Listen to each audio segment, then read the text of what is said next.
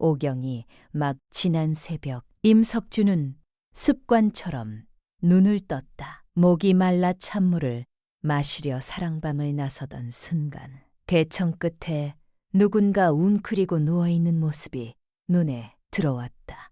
가까이 다가가 보니 처제 노소환이었다. 그러나 그것은 임석주가 늘 보아온 단정한 소환의 모습이 아니었다. 저고리는 곁에 벗어둔 채 얇은 속적 삼만 걸치고 있었고 느슨하게 풀린 치맛자락 아래로 한쪽 다리가 드러나 있었다. 문살 사이로 스며든 희미한 새벽빛이 그녀의 몸선을 그대로 비추고 있었다. 하지만 임석주를 그 자리에 얼어붙게 만든 것은 따로 있었다. 소환의 오른손이 흐트러진 치맛자락 아래로 반쯤 사라져 있었던 것이다. 마치 무언가를 하다가 그대로 잠들어 버린 듯한 모습이었다. 임석주의 심장이 거칠게 뛰기 시작했다. 보아서는 안 되었다.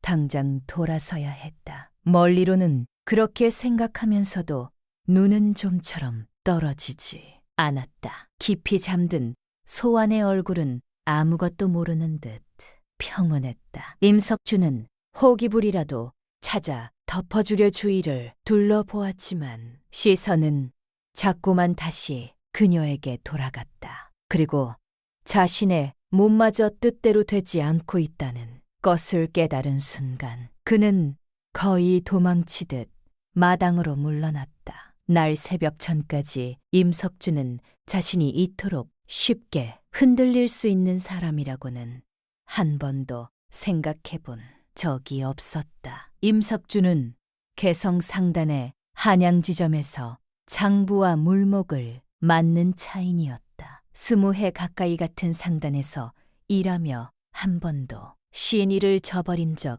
없는 사람이었다. 아내 노씨 부인과 혼인한 지도 꼭 20해가 되었다. 자식 복이 없어 슬하에 아이를 두지 못했지만 두 사람은 그것을 오래전에 받아들인 터였다. 처음 몇 해는 서로를 원망하기도 했지만 세월이 흐르며 그마저도 무뎌졌다.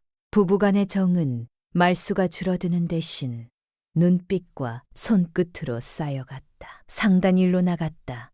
돌아오는 날이면 노씨 부인은 늘 따뜻한 국 한 그릇을 내어왔다. 임석주는 그것을 행복이라 불렀다. 특별할 것 없지만 흔들리지도 않는 삶이었다. 적어도 그해 가을 청주로 내려가기 전까지는 그렇게 믿고 있었다. 그해 가을 상단 한양지점에서 청주 거래처를 직접 관리하라는 전갈이 왔다. 노씨 부인은 서찰을 읽으며 말했다. 소환이 집에 계시면 되겠어요. 동생이 혼자 지내는 게 늘 마음에 걸렸는데 형부가 계시면 그나마 낫겠지요. 노씨 부인의 막내 동생 노소환은 그해 37이었다. 부모가 세상을 떠나며 맏딸에게는 장사 밑천을, 막내 소환에게는 청주의 집과 작은 논 면마지기를 남겼다. 소환이 홀로 살아갈 수 있었던 것은 그 덕분이었다. 수솜씨가 조와 읍내 여러 집 부인과 규수들에게 술을 가르쳤고 늙은 몸종 3월이 곁에서 집안일과 바깥일을 도왔다. 3월은 소환의 어미가 살아있을 때부터 이 집에 들어온 여인으로 이제는 살림보다 소환의 말동무 노릇을 더 많이 했다. 혼례 이야기는 한 번도 이루어진 적이 없었다. 노씨 부인이 중매를 넣어볼 때마다 소환은 고개를 저었다. 노씨 부인도 이제는 더 묻지 않았다. 다만 동생이 술을 놓을 때 짓는 먼 눈빛이 가끔 마음에 걸렸다. 소환은 은내 부유한 집안의 세댁과 규수들에게 술을 가르쳤다. 대개는 제자들이 직접 집으로 찾아왔고 완성된 비단을 전하러 나갈 때는 3월이 늘 곁을 따랐다. 여자 혼자 늦은 시각 골목을 오가는 일은 없었다. 임석주는 그 소식을 처음 들었을 때 별다른 감흥이 없었다. 처제였다.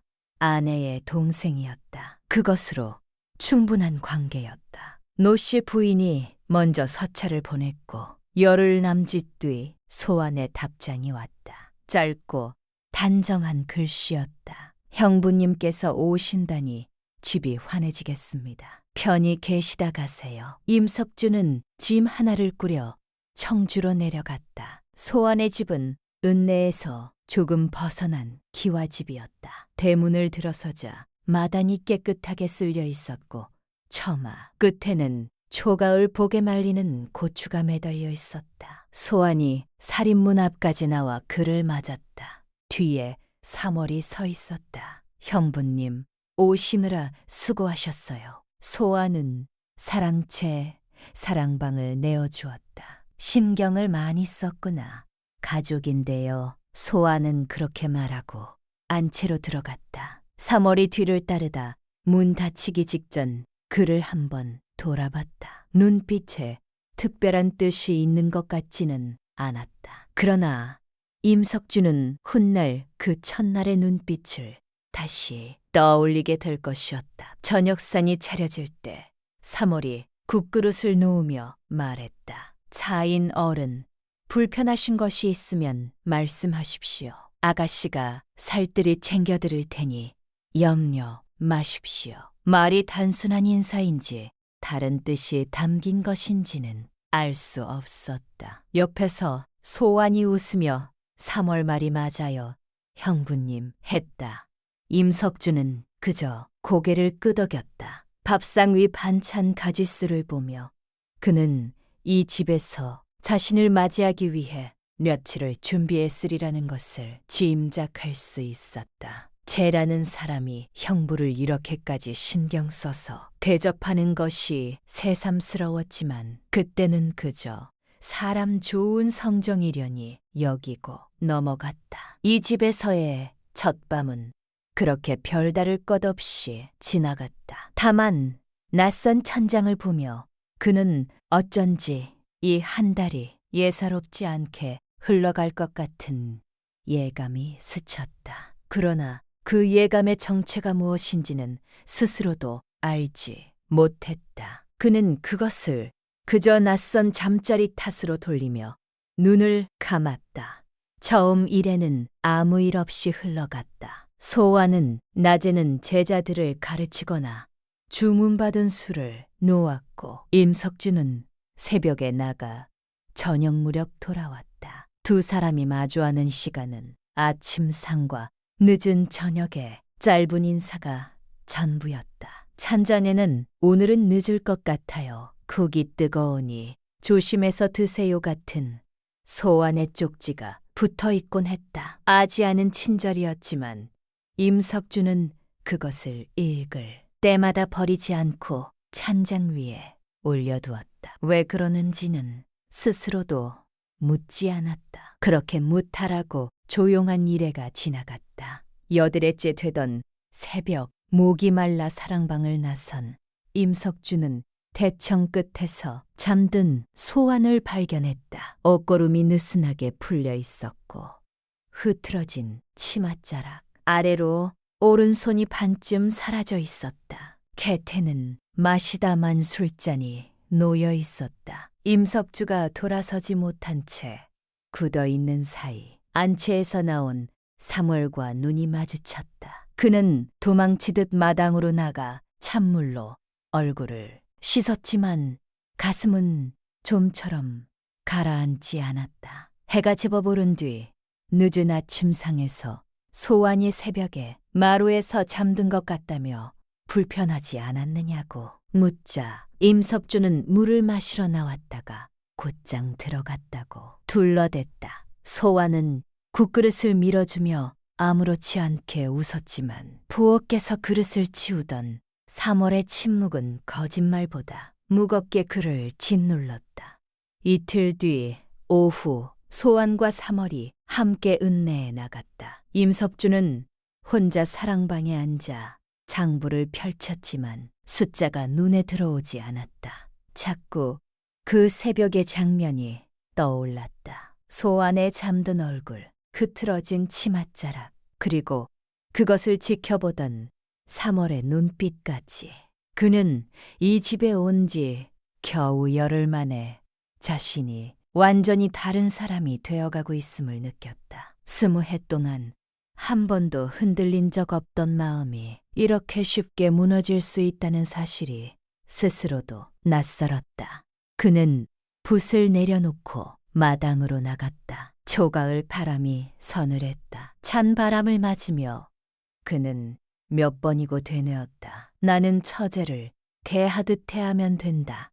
그뿐이다. 그러나 그 다짐은 오래가지 못했다. 그때 건넌방 쪽에서 문이 덜컥이는 소리가 들렸다. 바람에 문이 제대로 닫히지 않은 모양이었다. 문이 벌컥 열리며 종이 한 장이 마당으로 날아 나왔다.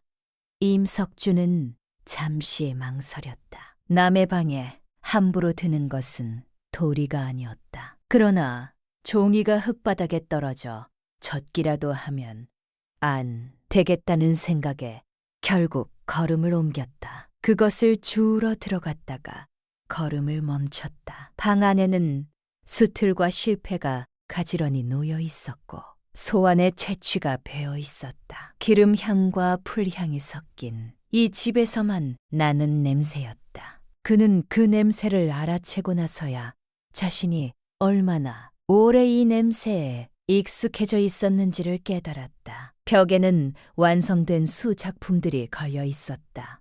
모란꽃, 학, 그리고 그 사이에 작은 액자 하나가 있었다. 초래청 앞에 선 신랑 신부의 모습이 정교한 실, 땀으로 놓여 있었다. 신부의 원삼, 신랑의 사모관대까지, 그리고 신랑의 허리에는 혼례날 그가 차고 있던 낡은 매듭패까지 똑같이 수놓여 있었다. 색이 바랜 그 매듭 무늬는 임석주 자신도 잊고 있던 것이었다. 이것은 20해 전 단 하루, 단 한 번 본 것을 그대로 옮긴 그림이었다. 아무나 그릴 수 있는 그림이 아니었다. 임석주는 그 앞에 오래 서 있었다. 손에 든 종이를 펼치니 먹으로 쓴 시 한 수였다. 봄이 오면 꽃이 피고 꽃이 지면 봄도 간다. 어느 해봄부터인가 나는 봄을 보내지 못하였네. 글씨는 정갈했지만 몇 군데 먹이 번져 있었다. 쓰다가 몇 번이고 붓을 멈춘 흔적이었다. 그 순간 20해 전 혼례날의 기억이 떠올랐다. 날 소환은 17이었다. 혼례 그 자리에서 먼 친척 한 사람이 노씨 집안에 아들이 없다며 지나가듯 비웃었다. 아들 없는 집딸이 시집도 못 가고 늙을 거라는 말이었다. 소환의 얼굴이 하얗게 굳던 것을 임석주는 기억했다. 잔치가 어수선해진 틈이 소환은 마당 구석으로 물러나 있었다. 그는 신랑의 자리를 잠시 벗어나 그쪽으로 걸어갔다. 마당에 떨어진 은비녀를 주워 건네며 말했다. 아들이 없는 집이라 해서 딸의 값이 덜한 것은 아니요. 소환은 그를 올려다보았다. 그것이 전부였다. 그는 곧 신랑의 자리로 돌아갔고 일은 두 사람 사이에서 다시 언급된 적이 없었다. 그날 소환이 느낀 마음을 처음부터 사랑이라 부른 것은 아니었다. 자신을 비웃던 사람들 사이에서 단 한 사람만이 제 편에 서주었다는 고마움에 가까웠다. 그러나 명절마다 마주칠 때마다 변함없이 예를 갖추는 모습과 부모를 잃은 뒤 말없이 곡식과 약값을 보내준 일을 겪으며 그 고마움은 조금씩 다른 마음으로 변해갔다. 11곱의 소환이 품었던 것은 동경이었지만 20해 동안 그녀를 붙들어온 것은 한순간에 설렘이 아니라 오랜 세월 쌓인 믿음과 그리움이었다. 뒤로도 소환은 명절마다 언니 집에 인사를 다녔다. 그때마다 임석주는 처제를 대하는 형부로서 예의를 다했을 뿐 특별히 마음을 쓴 적은 없다고 생각했다. 그러나 소환에게는 그 짧은 만남들이 1년을 버티게 하는 힘이었다. 형부님 하고 부를 때 돌아오는 무심한 듯 다정한 대답. 한마디가 그녀에게는 다른 누구의 100마디 구애보다 컸다. 몇 해 뒤 소환의 부모가 잇따라 세상을 떠났을 때 임석주는 곡식과 약값을 인편으로 보냈다. 늘 언니의 뜻이라 둘러댔지만 소환은 그중 얼마가 형부의 몫인지 알고 있었다. 필체가 다른 짧은 쪽지가 곡식 자루 속에 섞여 있던 적도 있었다. 몸 잘 챙기시오. 그 한 줄뿐이었다. 소환은 그 쪽지들을 버리지 않고 모아두었다. 낡은 반지꼬리 바닥에 차곡차곡 넣어둔 그 쪽지들을 꺼내보는 밤이면 그녀는 자신이 왜 20회를 흔들림 없이 버텨왔는지 다시금 확인하곤 했다. 20회 동안 그녀가 붙들고 있던 것은 화려한 순간이 아니라 그런 사소한 조각들이었다. 아무도 봐주지 않을 때 자신을 사람으로 대해준 단 한 사람의 흔적들. 임석주는 그 기억들을 하나씩 떠올리며 종이를 접어 제자리에 두었다. 사랑방으로 돌아와 한참을 앉아 있었다. 20회 동안 자신은 그 일을 잊고 살았는데 소환에게는 그것이 전부였다는 사실이 그를 흔들었다. 날 저녁 건넌방에 들어간 소환은 수틀 옆에 놓인 종이가 전과 조금 달리 접혀 있는 것을 발견했다. 한동안 그 자리를 바라보던 그녀는 저녁상을 물리며 조심스럽게 물었다. 오늘 바람이 많이 불었나요? 건넌방 문이 열려 있더군요. 임석주의 손이 잠시 멈췄다. 마당에 종이가 날아 나와 주워 놓았을 뿐이다. 소환은 더 묻지 않았지만 두 사람의 시선이 잠깐 마주쳤다. 임석주가 무엇을 보았는지 소환이 어디까지 짐작했는지는 알 수 없었다. 다만 그날부터 두 사람 사이의 침묵에는 이전과 다른 뜻이 생겼다. 이튿날 아침 임석주는 여느 때처럼 도포를 여미고 거래처로 나섰다. 낮 동안에는 그나마 소환 생각이 덜했다. 장부를 살피고 물건값을 따지고 사람들을 만나다 보면 정신이 없었다. 거래처 어른이 차를 내어주며 물었다. 임차인, 요즘 안색이 좋지 않소. 어디 편찮으시오? 임석주는 고개를 저었다. 아닙니다. 잠을 좀 설쳤을 뿐입니다. 그러나 청주로 돌아오는 산길, 말 위에서 혼자 있을 때면 어김없이 그 시 구절이 떠올랐다. 어느 해봄부터인가 나는 봄을 보내지 못하였네. 소환이 20해 동안 보내지 못한 봄이 자신이었다는 사실이 자꾸만 가슴을 눌렀다. 그날 밤 소환이 돌아왔다. 임석주는 아무것도 묻지 않았다. 소환도 평소와 다름없이 저녁을 짓고 상을 차렸다. 그러나 두 사람 사이에 흐르는 공기는 이전과 같지 않았다. 어느 해봄부터인가 구절이 밤새 머릿속을 떠나지 않았다. 뒤 이틀 동안 임석주는 소환의 다른 면을 잇따라 보게 되었다. 형편이 어려운 제자에게 수업료를 받지 않고 실꾸리까지 쥐어보내는 모습, 다리가 아픈 사머를 부엌에 앉혀 손수발을 주무르는 모습이었다. 어느 밤 사머리 노씨 부인이 무심하다는 말을 흘리자 소환은 곧바로 정색했다. 언니는 아무 잘못이 없어요. 형부님을 20해 동안 믿고 살아온 사람이에요. 말을 듣는 순간 임석주의 가슴이 뜨끔했다. 소환은 언니를 원망하지 않았고 자신이 품은 마음의 잘못까지 알고 있었다. 임석주는 자신을 흔드는 것이 새벽에 본 몸이 아니라 이 여자를 이루는 마음이라는 사실을 서서히 깨닫기 시작했다. 날 밤 등잔 앞에서 소환이 그의 어깨에 멀리를 기댔다. 형부님 어깨가 넓으시네요. 몸이 굳었다. 소환아. 왜요? 가족인데. 피곤해요. 잠깐만요. 임석주는 움직이지 못했다. 소환의 숨이 규칙적으로 잦아들었다. 그는 조심스레 그녀의 흘러내린 머리카락 한 올을 걷어냈다. 부드러웠다. 형부님, 좋아. 소환이 잠결에 중얼거렸다. 그 순간 안채 쪽에서 발소리가 들렸다. 3월이었다. 그녀는 두 사람을 보고 걸음을 멈췄다가 아무 말 없이 돌아섰다. 등이 모든 말을 담고 있는 것 같았다. 임석주는 소환을 깨워 방으로 들여보내고 마당에 나가 다시 찬물을 뒤집었었다. 이튿날 아침 임석주가 대문을 나서려는데 3월이 마당에서 그를 불러 세웠다. 차인 어른. 그녀의 목소리는 낮았다. 소인이 아가씨를 모신 지 30해가 넘었습니다. 좋은 혼처가 여럿 있었지만 아가씨는 늘 고개를 저었지요.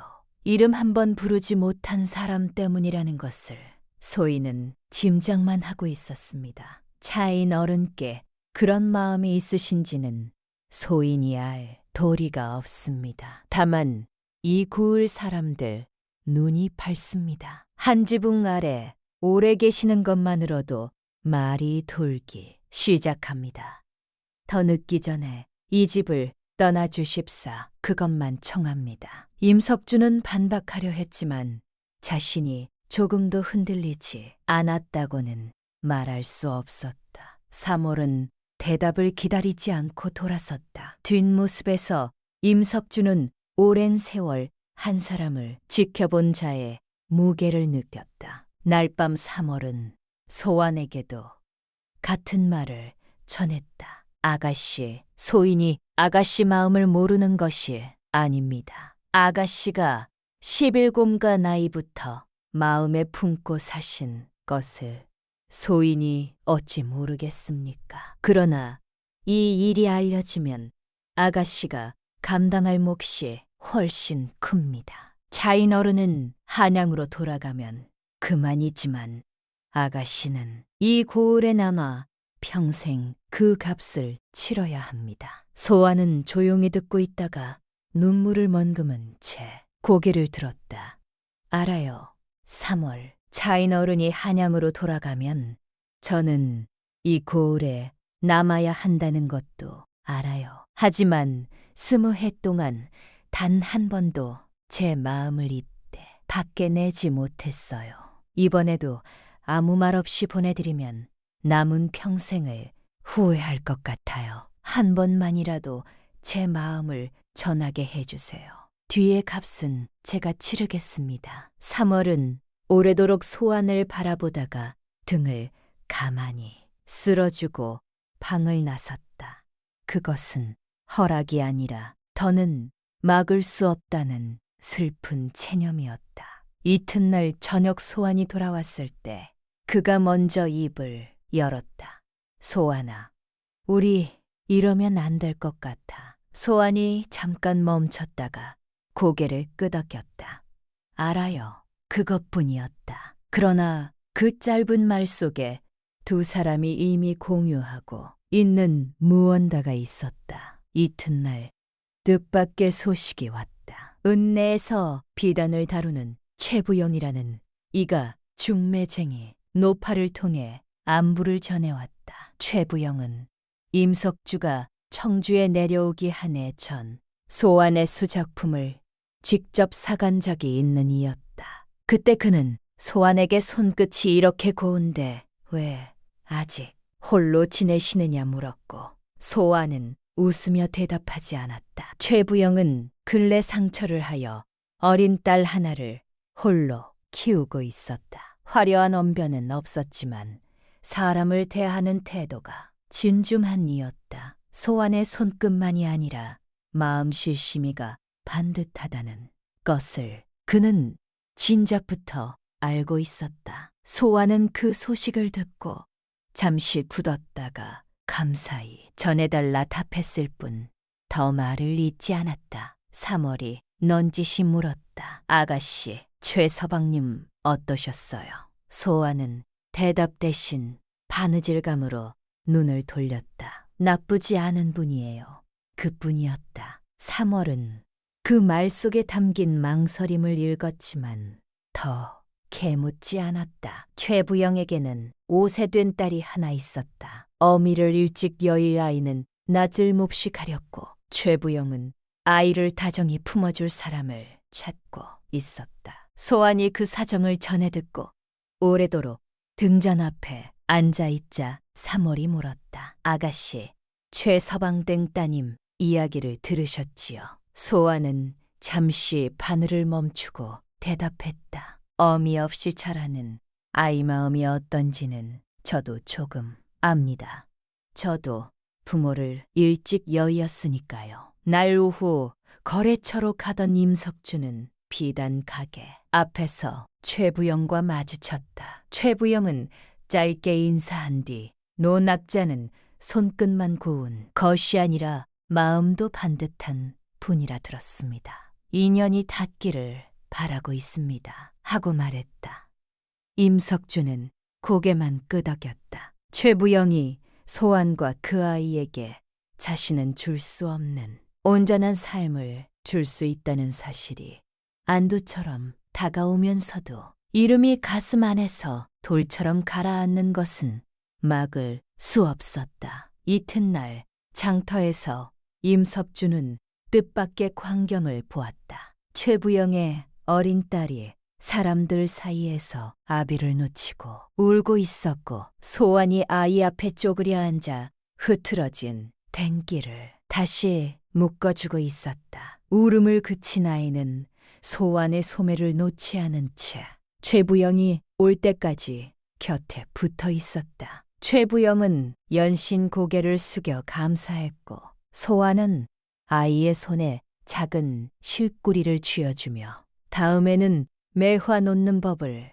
가르쳐주겠다고 말했다. 멀리서 그 모습을 바라보던 임석주는 두 사람이 이미 한 폭의 가족처럼 보인다는 생각을 떨칠 수 없었다. 자신과 함께 있을 때보다 평온해 보이는 소환의 얼굴이 그를 안도하게 하면서도 견디기 어렵게 만들었다. 그 무렵 다른 소문도 돌기 시작했다. 보름 가까이 형부가 저제의 집에 머문다는 말에 더해 밤늦도록 사랑채 등잔이 꺼지지 않고 소환이 그 곁에 오래 머문다는 이야기가 이웃 안악들 사이에서 오갔다. 처음에는 손님을 돌보는 일이라 여겼지만 말은 입에서 입으로 옮겨지며 점점 다른 모양을 갖추었고 끝내 중매쟁이의 귀에까지 들어갔다. 이튿날 중매쟁에 노파가 아무 예고 없이 집을 찾아왔다. 차를 한 모금 마신 노파는 사랑채 쪽을 힐끗 보며 형부라는 분이 아직도 멋물고 계시느냐고 물었다. 3월은 얼굴빛 하나 바꾸지 않고 상단일이 끝나지 않아 손님으로 계실 뿐이라 대답했다. 노파는 웃으며 손님을 밤늦도록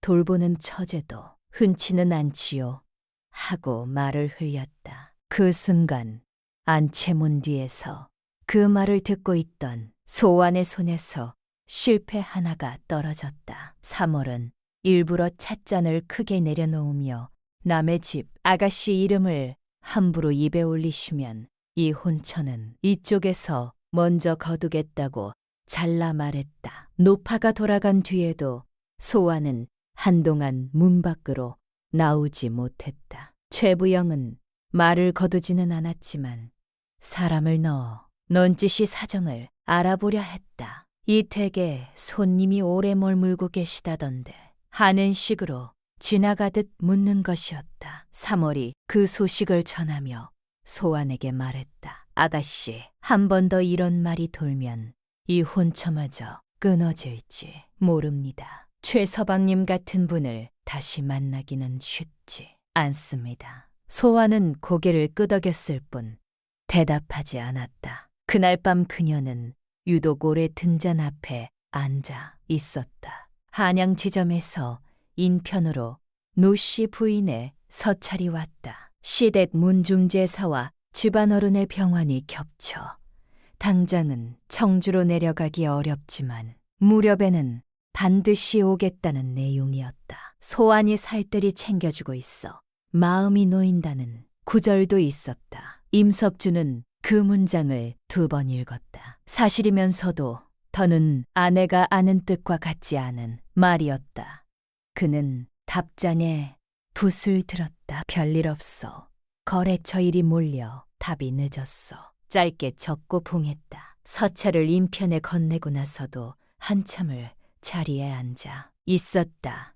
아내에게 거짓을 적는 손이 떨렸다. 소환이 잘 돌봐주고 있다는 말은 사실이었다. 다만 그 돌봄의 의미가 아내가 아는 것과는 이미 달라져 있었다. 18회째 되던 날 3가지의 무게가 한꺼번에 임석주를 짓눌렀다. 아침에는 3월이 더는 미룰 수 없다며 다시 한번 집을 떠나달라고 청했다. 낮에는 중매쟁이 노파가 다녀가 최부영이 이달 안으로 정식 청혼을 넣겠다는 뜻을 전했다. 저녁에는 한양 지점에서 청주 거래를 금이 전까지 모두 마무리하라는 전갈이 도착했다. 임석주는 더 늦기 전에 결단해야 한다는 것을 알았다. 임석주는 그날 밤 홀로 사랑방에 앉아 3가지를 나란히 늘어놓고 생각했다. 3월의 말이 옳았다. 최부영이라는 사람은 소환에게 온전한 삶을 줄 수 있는 사람이었다. 아내는 곧 이곳에 온다. 지금 멈추지 않으면 돌이킬 수 없는 곳까지 가게 될 것이었다. 아니, 이미 돌이킬 수 없는 곳에 가까워져 있었다. 그는 이튿날 아침 객주로 거처를 옮기기로 마음먹었다. 그것이 소환을 위한 유일한 길이라고 스스로를 다독였다. 소환이 최부영과 혼인하여 평범한 삶을 살 수 있도록 자신은 그녀의 삶에서 조용히 물러나야 했다. 그러나 그 결심을 적어내려가던 손은 몇 번이나 멈췄다. 두 끝이 종이 위에서 떨렸다. 그는 결국 아무것도 적지 못하고 붓을 내려놓았다. 다만 마음속으로 되뇌었다. 내일 아침 짐을 챙겨 나가자. 그것이 옳은 일이다. 날 저녁 빈 그릇을 거들어 사랑채에 들어온 소환은 방 한 구석에 놓인 보찜을 발견했다. 도포와 장부가 이미 반듯하게 접혀 있었고 먼 길에 신는 가죽신도 문 곁에 나와 있었다. 소환은 한동안 그 앞에 서 있다가 아무것도 보지 못한 사람처럼 그릇만 들고 나왔다. 그러나 저녁상을 물릴 때 그녀의 손끝은 여러 번 떨렸고 임석주는 소환이 이미 자신의 결심을 알아버렸다는 것을 깨달았다. 그날 밤 사위가 고요할 때 그는 잠들지 못하고 마당으로 나왔다. 지무님이 절반쯤 꾸려져 사랑방 한 구석에 놓여 있었다. 내일 아침이면 이 집을 떠난다. 그렇게 되뇌어도 발걸음은 자꾸 마당 쪽으로 향했다.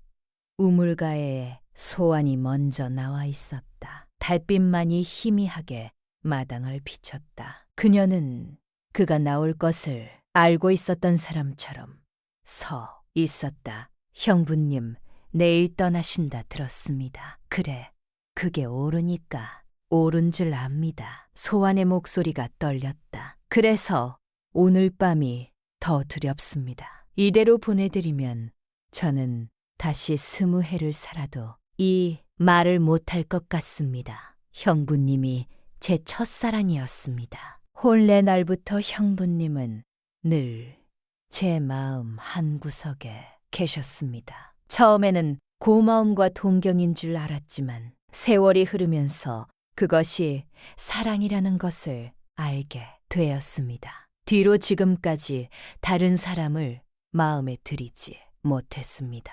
형부님이 지나가실 것을 알고도 그날 새벽 저는 자리를 거두지 않았습니다. 저를 한 번이라도 여인으로 보아주시길 바랐습니다. 하지만 그런 모습까지 보이려 했던 것은 아니었습니다.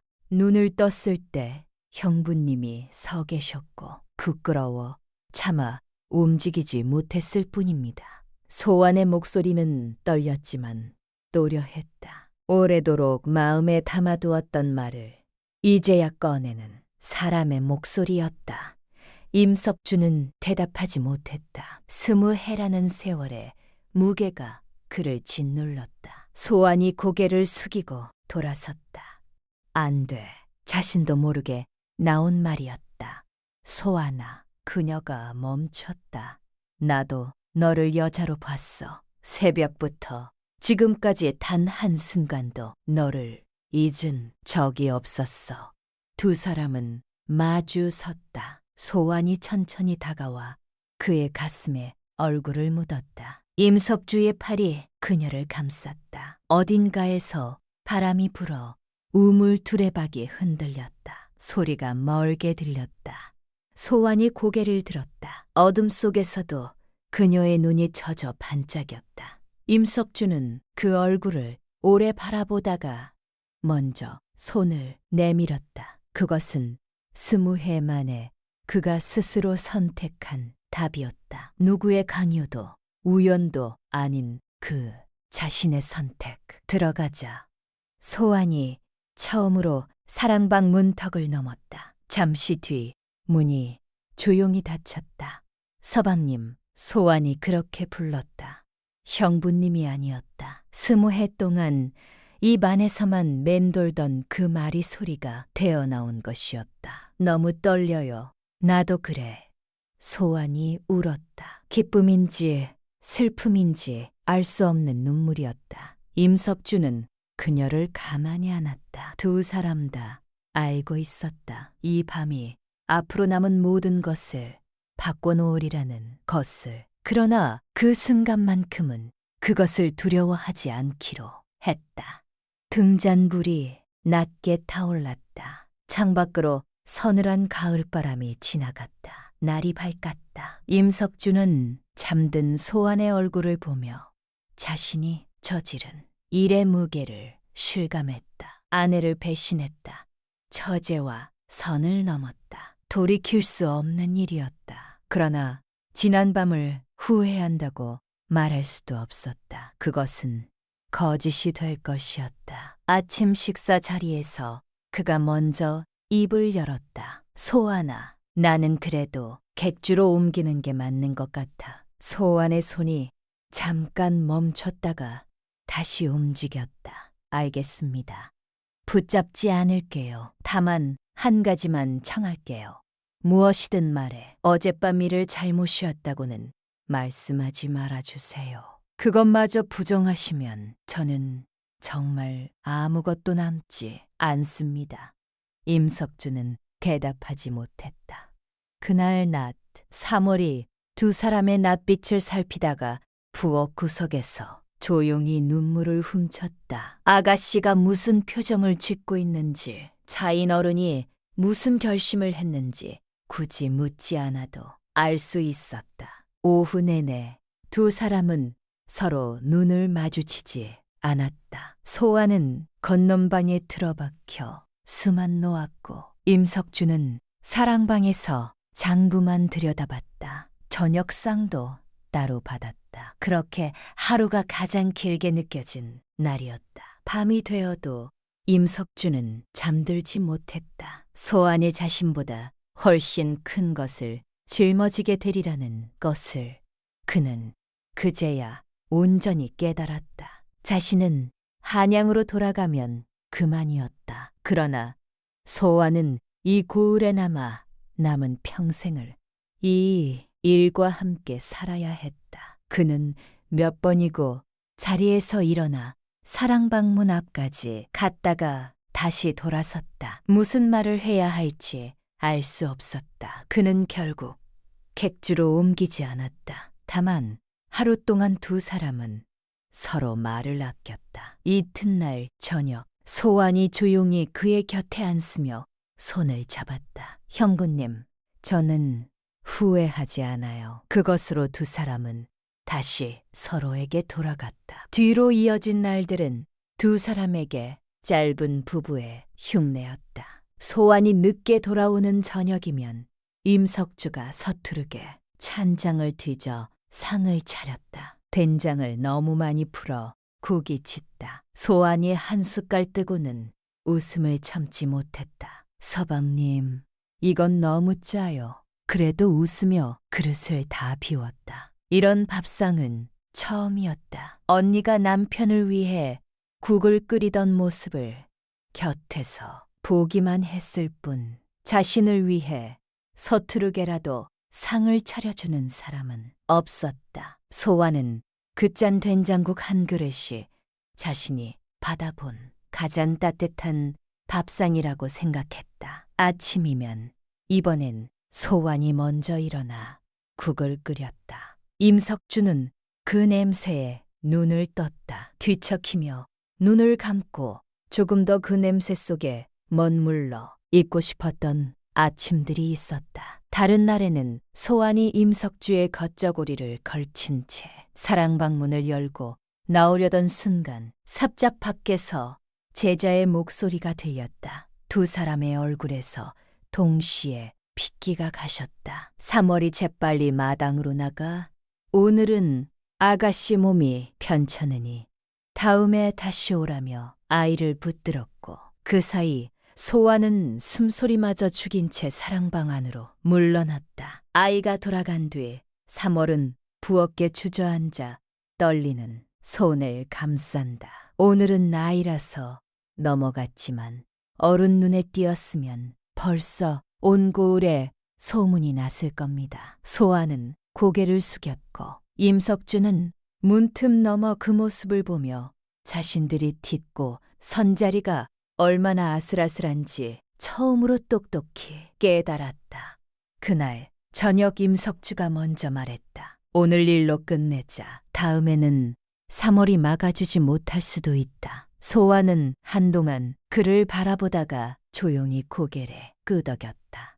알겠습니다. 그러면 오늘부터 사랑방 문을 잠그세요. 제가 다시는 넘어가지 않겠습니다. 그녀는 그대로 안채로 돌아갔다. 그날 밤 사랑방과 안채의 등잔은 모두 늦게까지 꺼지지 않았지만 누구도 마당으로 나오지 않았다. 이튿날 아침 찬장에는 처음 이 집에 왔을 때처럼 기기 식기 전에 드세요 라는 짧은 쪽지만 놓여 있었다. 임석주는 그 글을 오래 바라보다가 저녁 무렵 건넌방 문 앞에 섰다. 끝내자고 한 것은 네가 부끄러워서가 아니었다. 내 삶을 망칠까 두려웠다. 문 안에서 한동안 아무 대답도 들리지 않았다. 이윽고 소환이 문을 열고 말했다. 알아요. 그래서 더 아픈 겁니다. 두 사람은 서로를 안지 않았지만 날의 침묵으로 다시 돌아갈 수 없다는 것만은 함께 깨달았다. 또 다른 밤에는 소환이 등잔 아래 청매와 가지를 수놓았다. 뭘 놓고 있어? 매화요. 누구 줄 거야? 소환이 잠깐 멈췄다가 다시 바늘을 들었다. 서방님 드리려고요. 아래 무슨 글자를 놓을 것인지 그녀는 끝내 보여주지 않았다. 손끝으로 실을 당길 때마다 등잔불이 그녀의 옆 얼굴에 어렸다. 임석주는 장부를 보는 척하며 그 옆모습을 오래 바라봤다. 이 정경이 언젠가 끝난다는 사실이 아직은 멀게만 느껴졌다. 어느 저녁에는 소환이 밥을 먹다 말고 문득 물었다.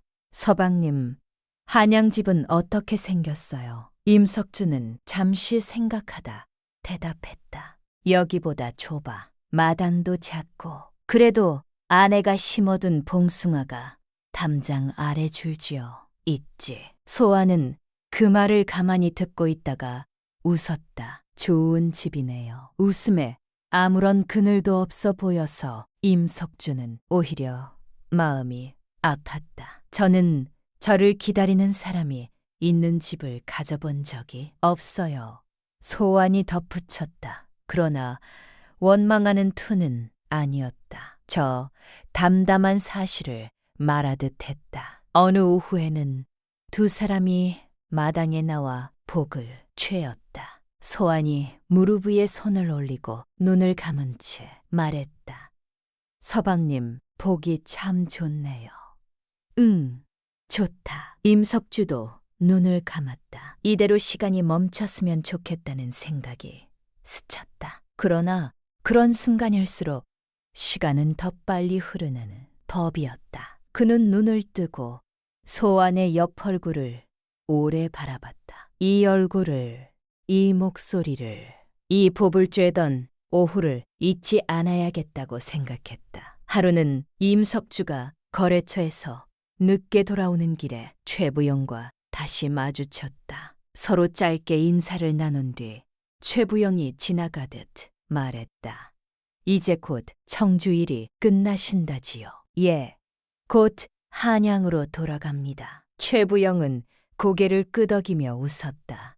그렇군요. 아쉽습니다. 눈왕자 곁에 사람이 있어 든든했는데 임석주는 그 말에 아무 대꾸도 하지 못했다. 자신이 곧 그 자리를 비우면 최부영이 그 자리를 채우게 될 것이었다. 그것이 옳은 순서라는 것을 알면서도 발걸음이 무거웠다. 돌아오는 길 임석주는 처음으로 스스로에게 물었다. 나는 소환에게 무엇을 줄 수 있는가? 이름도 자리도 미래도 줄 수 없었다. 줄 수 있는 것이라고는 지금 이 짧은 날들과 뒤에 남을 상처뿐이었다. 그 생각에 이르자 그는 말을 세우고 한참을 산길에 멈춰 서 있었다. 저물어가는 하늘이 붉었다. 그날 저녁 소환은 평소와 다름없이 그를 맞았다. 그러나 임석주의 낯빛을 보고 물었다. 무슨 일 있으셨어요?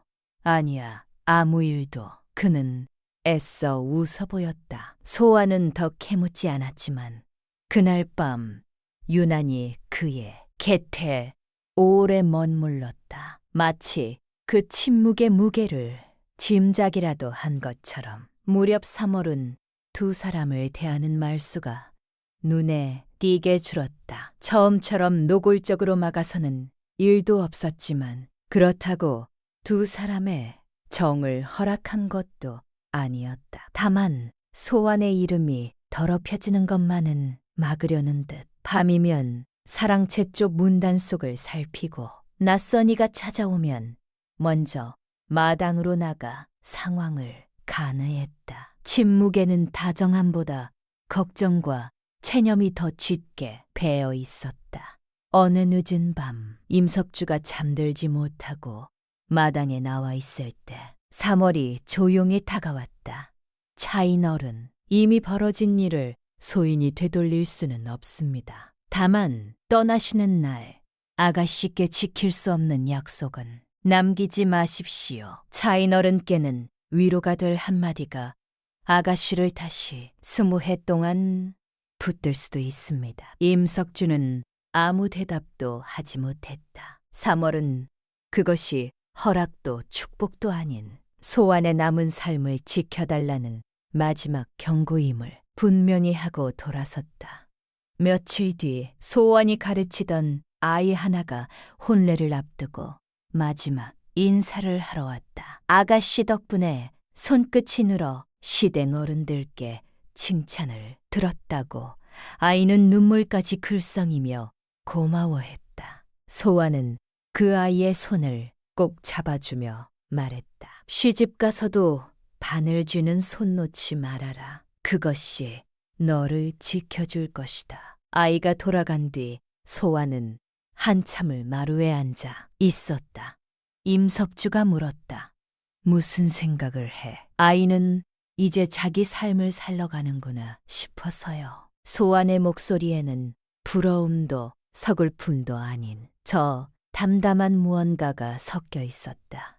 며칠 뒤 밤 소환이 바늘을 내려놓고 그의 손을 가만히 잡았다. 서방님이 떠나신 뒤 저는 언니를 어떤 얼굴로 고아야 합니까? 임석주는 대답하지 못했다. 소아는 잠시 웃는 듯 하다가 고개를 숙였다. 이 마음이 거짓은 아니어도 언니에게는 배신일 보이겠지요. 저는 그 죄를 평생 안고 살아야 할 겁니다. 임석주는 그제야 자신들이 나누는 짧은 행복의 값이 소환에게 훨씬 무겁게 남으리라는 사실을 온몸으로 느꼈다. 사랑한다는 말 한마디로 덜어줄 수 없는 무게였다. 그는 아무 약속도 하지 못한 채 소환의 손을 조용히 감쌌다. 노씨 부인이 예정보다 이틀 이르게 청주에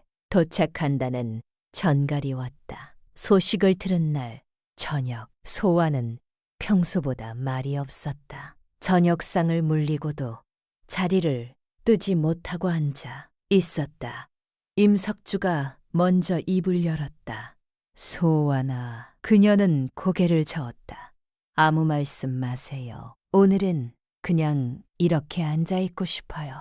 두 사람은 등잔불 하나를 사이에 두고 오래도록 말없이 앉아 있었다. 바람이 처마 끝을 스치는 소리만 들렸다. 날 저녁 3월은 평소처럼 부엌을 정리한 뒤 안채로 들어갔다. 사랑채 쪽에서 들려오는 작은 인기척에 한 번 걸음을 멈췄지만 끝내 돌아보지 않았다. 두 사람의 정을 허락한 것은 아니었다. 다만 이미 닥친 이별 앞에서 더는 무슨 말을 대야 할지 알 수 없었을 뿐이었다. 아무도 입 밖에 내지 않았지만 세 사람 모두 알고 있었다. 날이 밝으면 모든 것이 달라진다는 것을. 밤이 깊어 자리에 누웠을 때 소환이 그의 품에서 말했다. 남은 세월 동안 오늘 밤만은 잊지 말아주세요. 언니를 잊으라는 말씀은 드리지 않겠습니다. 다만 제 곁에 계신 동안만은 이 마음까지 거짓이라 하지 말아주세요. 임석주는 고개를 끄덕였다. 그녀를 꽉 끌어안았다. 이 밤이 지나면 다시는 이렇게 안을 수 없다는 것을 두 사람 모두 알고 있었다. 소아는 그의 가슴에 얼굴을 묻은 채 오래도록 움직이지 않았다. 잠들지 않았지만 잠든 척했다. 눈물을 보이고 싶지 않아서였다. 임석주도 잠들지 못한 채 어둠 속에서 천장을 바라봤다. 20해를 함께 지켜온 시내와 끝내 품어서는 안 될 정 사이에서 그는 갈 길을 잃은 채 이 밤을 보내고 있었다. 내일이면 이 여자를 두고 떠나야 한다. 그리고 이 여자는 이 고을에 남아 자신이 알지 못할 세월을 홀로 견뎌야 한다. 그 생각에 이르자 그는 소환을 조금 더 세게 끌어안았다. 마치 그렇게 하면 시간이 붙들리기라도 할 것처럼. 날이 밝기 전 소환은 먼저 일어나 임석주의 보찜을 정리했다. 한참 망설이던 끝에 완성한 청매화 조각을 보찜 가장 밑에 넣었다. 천을 접어넣는 순간 푸른 실, 한올이 임석주의 도포, 소매 끝에 걸렸다. 소환이 그것을 떼어내려는 찰나 안채 쪽에서 3월의 기척이 들렸다. 놀란 소환은 미처 실을 떼지 못한 채 손을 두었다. 두 사람은 그 작은 흔적이 누구의 눈에 들어가게 될지 알지 못했다. 그날 오후 가마 소리가 마당 밖에서 들렸다. 소환과 임석주는 마당에 나와 서 있었다. 3월도 짐을 마저 챙기며 곁을 지켰다. 소환아, 노씨 부인이 가마에서 내려 동생을 안으며 웃었다. 한 달 가까이 형부 돌봐줘서 고마워. 아니야 언니, 나야말로 좋았어. 그녀의 목소리는 흔들리지 않았다. 노씨 부인은 집 안팎을 둘러보며 감탄했다. 집이 전보다 더 정갈해졌구나. 형부 계시는 동안 고생 많았지. 소아는 웃으며 별말씀을요 했다. 노씨 부인은 이어 동생의 얼굴을 가만히 들여다봤다. 얼굴이 많이 상했구나.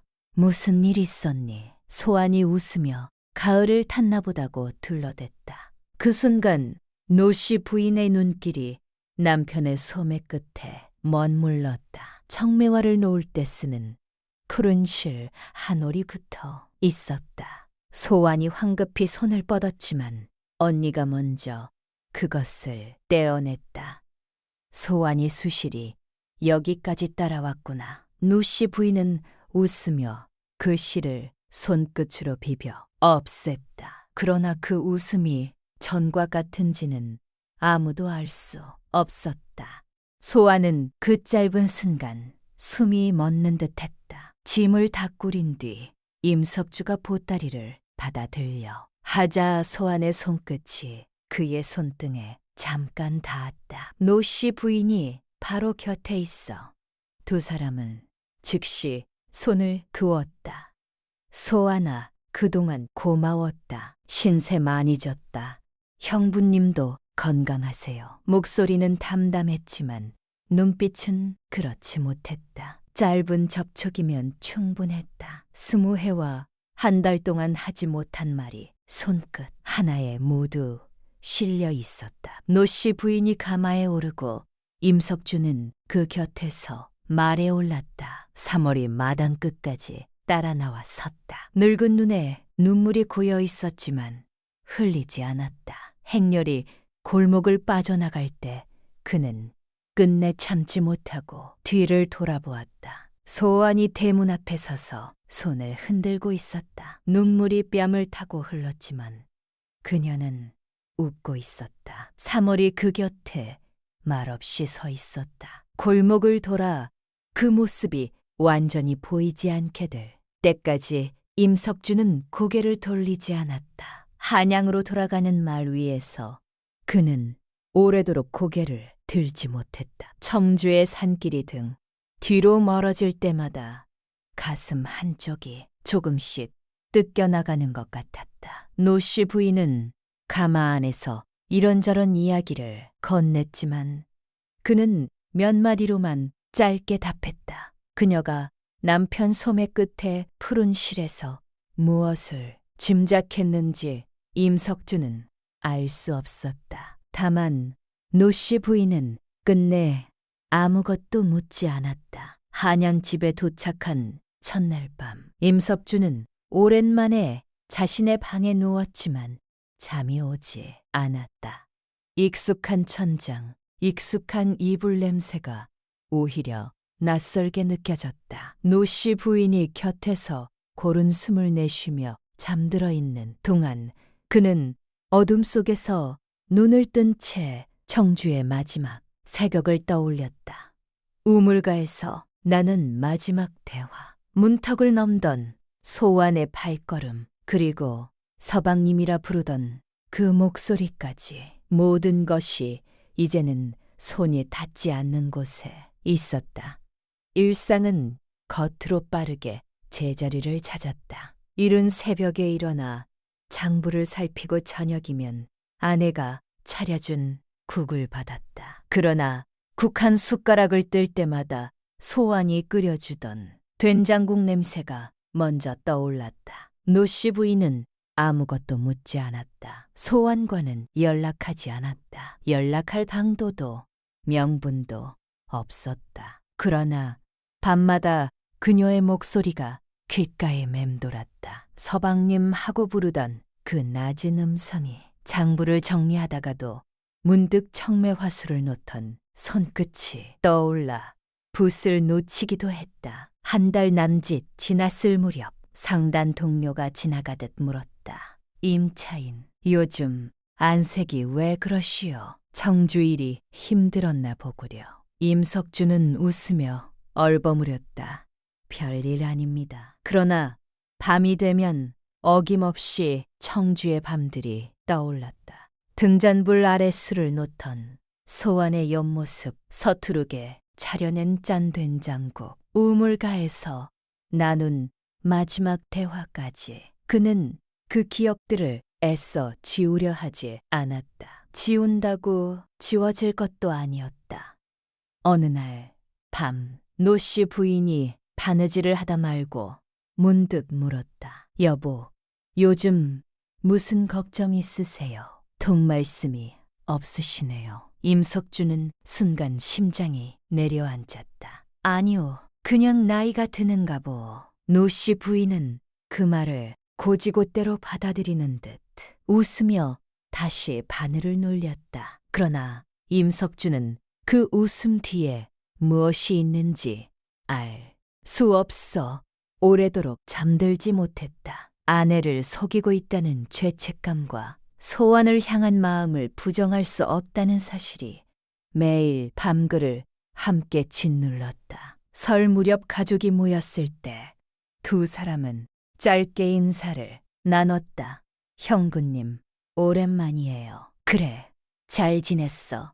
겉으로는 처제와 형부, 이상도 이하도 아닌 사이였다. 소아는 다른 친척들과 웃으며 이야기했고 임석준은 그 모습을 멀찍이서 바라볼 뿐이었다. 상을 차리고 나르는 동안 두 사람의 손이 잠깐 스쳤다. 소아는 아무렇지 않게 지나갔지만 그 짧은 순간 임석준은 숨을 멈췄다. 상 한 캔에서 노씨 부인의 친척 어른이 소안에게 넌지시 물었다. 이제 슬슬 혼처를 알아봐야 하지 않겠느냐고. 나이도 있는데 언제까지 혼자 지낼 셈이냐고. 소안은 웃으며 대답을 피했다. 아직 마음에 정한 사람이 없어서요. 말을 듣는 임석주의 가슴이 저릿했다. 정한 사람이 없는 것이 아니라 정할 수 없는 사람이 있는 것이었다. 식사 자리가 끝나갈 무렵 시선이 잠깐 마주쳤다. 짧은 눈빛 속에서 임석주는 모든 것을 읽을 수 있었다. 소환도 그랬을 것이다. 말하지 않아도 알 수 있었다. 한 달이 두 사람에게 어떤 의미였는지, 그리고 앞으로도 어떤 의미로 남을 것인지. 돌아오는 길 가마 곁에서 말을 타던 임석주에게 노씨 부인이 문득 말했다. 소환이 얼굴이 좋아 보이더라. 좋은 사람이라도 만났나 봐요. 임석주는 눈이 남은 들판을 바라보며 그랬으면 좋겠다고 답했다. 목소리가 흔들리지 않도록 애써야 했다. 그리고 속으로 생각했다. 소환아, 너는 행복해야 한다. 나 때문에 네 남은 세월까지 붙들려 있으면 안 된다. 설이 지나고 얼마 뒤 노씨 부인이 친정에서 온 소식을 저녁상에서 꺼냈다. 소환이 요즘 최부영의 딸에게 일주일에 한 번씩 술을 가르친다더군요. 처음에는 소환만 보면 숨던 아이가 이제는 아침부터 대문 앞에서 기다린답니다. 노씨 부인은 동생의 아이와 정이 들면 마음도 조금 달라질지 모르겠다며 웃었다. 임석주는 아무 말 없이 쿡을 떠먹었다. 소환이 자신을 기다리던 자리에서 조금씩 벗어나 다른 누군가를 기다려주는 사람이 되어가고 있다는 사실이 아프면서도 다행스러웠다. 겨울이 지나 봄이 오던 무렵 3월을 통해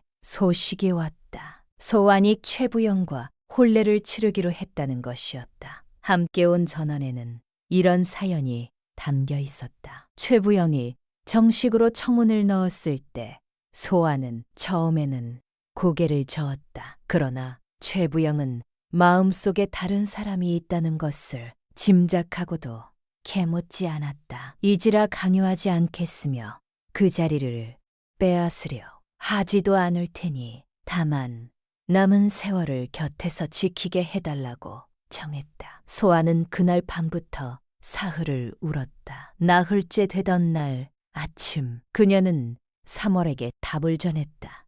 받아들이겠다고. 임석주는 그 소식을 전한 쪽지를 손에 든 채 오래도록 창밖을 바라봤다. 가슴에 돌 하나가 내려앉는 듯했다. 20해를 자신만을 향해 있던 한 사람의 마음이 이제 다른 곳으로 향한다는 사실이 다행스러우면서도 아렸다. 그러나 한편으로는 알고 있었다. 이것이 옳은 길이라는 것을. 소원은 이제 스스로의 삶으로 걸어나가는 것이었다.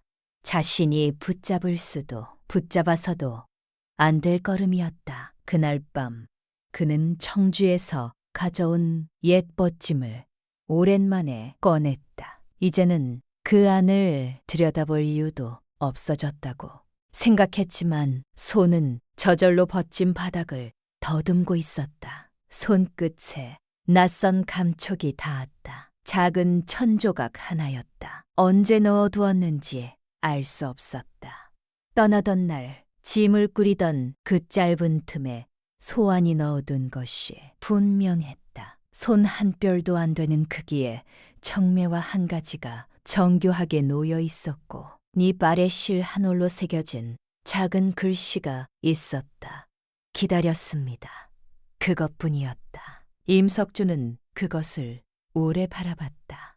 다시 접지도 내려놓지도 못한 채 손에 꼭 쥐고 있었다. 등잔불이 그 작은 매화 위에서 흔들렸다. 그는 그 한마디를 몇 번이고 눈으로 짚었다. 기다렸습니다. 20해였다. 자신이 알지 못하는 사이 누군가 그토록 오래 한 사람만을 기다리고 있었다는 것이 사실 하나만으로도 그는 오래도록 자리에서 일어나지 못했다. 그 해봄이 다 가기 전 청주에서 다시 한번 소식이 왔다. 소환이 최부연이 집으로 들어가 어린 딸의 새어미가 되었다는 것이었다. 아이는 처음에는 낯을 가렸지만 소환의 손끝이 야무진 것을 보고 곧 따랐다고 3월은 전했다. 소환은 아이에게 술을 가르치기 시작했다는 말도 덧붙여왔다. 작은 손으로 서투르게 바늘을 쥐는 아이를 보며 소환이 처음으로 온전히 웃었다고 3월은 그렇게 적었다. 최부영은 여전히 그녀에게 묻지 않았고 소환도 더는 예치를 입에 담지 않았다.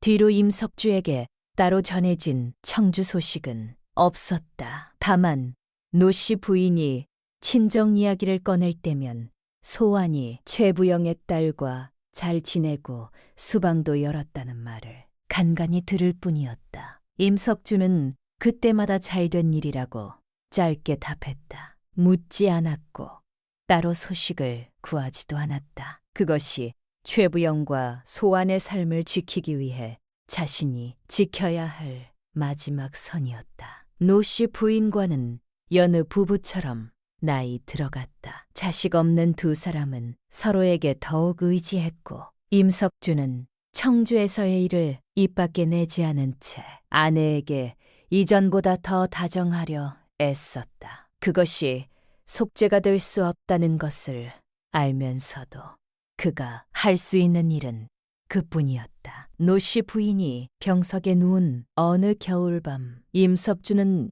약사발을 들고 오래도록 그 곁을 지켰다. 노씨 부인은 남편의 손을 바라보다가 문득 말했다. 당신은 청주에서 돌아온 뒤부터 내게 늘 미안한 사람처럼 살았지요. 임석주의 손이 굳었지만 그녀는 더 묻지 않았다. 사람 마음에는 캐묻지 않는 편이 나은 일도 있습니다. 다만 당신이 나와 함께 보낸 세월까지 거짓이었다고 생각하게 하지는 마세요. 임석주는 아무 말도 하지 못한 채 아내의 손을 두 손으로 감쌌다. 노씨 부인은 희미하게 웃으며 그것이면 되었다는 듯 눈을 감았다. 그녀가 무엇을 알고 있었는지는 끝내 분명해지지 않았지만 임석주는 그날 처음으로 아내의 침묵 또한 자신이 평생 갚지 못할 마음이었다는 것을 깨달았다. 세월이 흘러 노씨 부인이 먼저 세상을 떠났다. 상을 치른 뒤 홀로 남은 밤 임석주는 장롱 깊은 곳에 청매화 조각을 꺼냈다. 실 한 올로 새겨진 한마디는 여전히 선명했다. 기다렸습니다. 이를 온전히 아는 사람은 임석주와 소환 3월뿐이었다. 임석주는 매화를 손끝으로 쓸어보다가 다시 곱게 접어넣었다. 한 번 피었던 꽃의 흔적은 사라지지 않았지만 꽃을 피우는 동안 누군가의 봄을 다치게 했다는 사실 또한 지울 수 없었다. 그는 늙을수록 그것을 완전한 사랑이라 부르기보다 평생 짊어져야 할 한때의 정이라 여기게 되었다. 소환아, 부디 그곳에서 평안하기를. 그는 속으로 마지막 인사를 건넨 뒤 등잔을 껐다.